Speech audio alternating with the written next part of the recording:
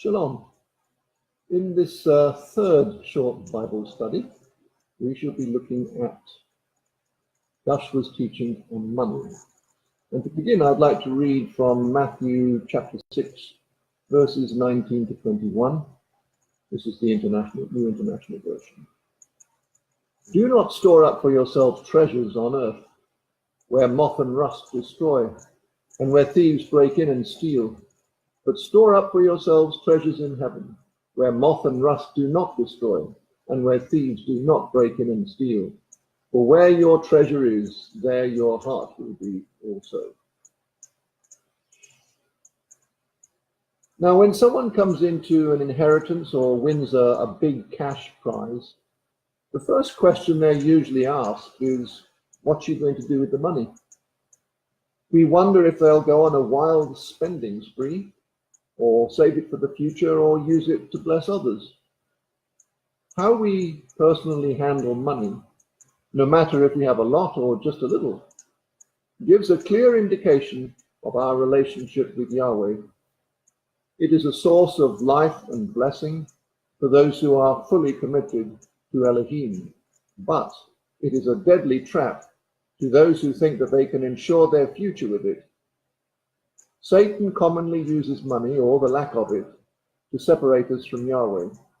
Millions of people, and sadly many Christians and Messianics too, live in miserable financial bondage because of fear, greed, discontent, debt, materialism, and selfishness. True financial freedom only comes as we yield our finances to our Heavenly Father. Yah'shua said, "No one can serve two masters. You cannot serve both Elohim and Mammon, or money." Our true relationship to Elohim and finances is that of a steward, one who is entrusted with a portion of the master's wealth to use or invest. Good stewards know where their wealth comes from, and they know that one day the master will call them to account for it. This would be a fearful responsibility if Yahweh hadn't given us such good instructions. The Bible has more than 2,000 verses, would you believe, about money-related issues, and that is more than any other single subject in the Bible. And by heeding these principles for finances, we can avoid Satan's traps and lead contented, anxiety-free lives. We don't have to worry about the future, because our loving Father has promised to provide for us. His instruction is simply, seek his kingdom and his righteousness first, and all these things will be given to you as well. Matthew 6:33. The motives that undergird the financial principles of Yahweh's kingdom are really quite different from the present world system. The acts of sowing and reaping, giving and receiving, and buying and selling are common to both. But one system is guided by integrity, generosity, and stewardship, while the other is driven by greed, selfishness, and materialism. Yah'shua warned his followers not to trust in riches because they will fail.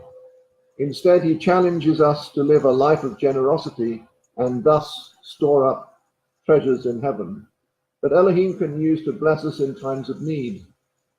Of course, the purpose of his blessing is not so that we can lavish gifts on ourselves. Biblical prosperity not only means our personal needs, but also allows us to bless others too. And that is why in the principle of biblical stewardship, we are to devote at least 1/3 of our tithe to supporting the poor. Biblical fortune is much more than having plenty of funds in the checking account. It is a richness of spirit that comes from finding our treasure in Yahweh, our Heavenly Father.